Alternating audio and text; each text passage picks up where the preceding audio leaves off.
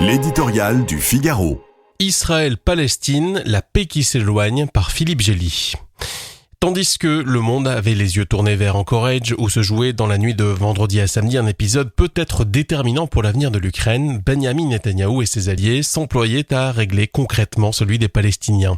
Bezalel Smotrich, ultra-radical ministre des Finances d'Israël, frappé de sanctions internationales pour incitation à la violence, a réactivé un vieux projet de colonisation maintes fois gelé sous les pressions extérieures. Baptisé E1, il consiste à bâtir 3400 logements dans le prolongement de Maal Adumim, une implantation juive devenue banlieue occidentale de Jérusalem, dans le dessein de couper en deux la Cisjordanie. Smotrich en fait si peu mystère que son annonce a pour titre « Enterrer l'idée d'État palestinien ». À l'adresse d'Emmanuel Macron et de tous ceux qui envisagent, en dernier ressort, et après 32 ans de vains processus de paix, de reconnaître un tel État, nous répondrons par des faits sur le terrain, promet le ministre lui-même colon.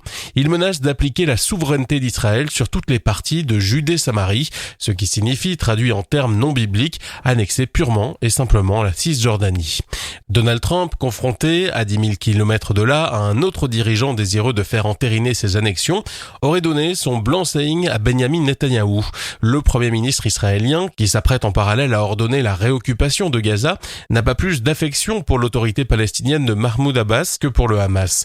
Au pouvoir depuis 20 ans, à la tête d'une administration inefficace et corrompue, l'héritier de Yasser Arafat n'est que la dernière branche friable à laquelle se raccroche la communauté internationale pour échapper à l'issue funeste de l'apartheid ou du nettoyage ethnique.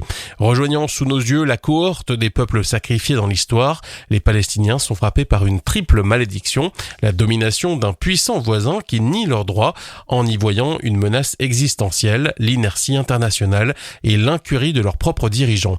Prenons garde que, dans des contextes différents, cette combinaison fatale ne préfigure le sort des Ukrainiens.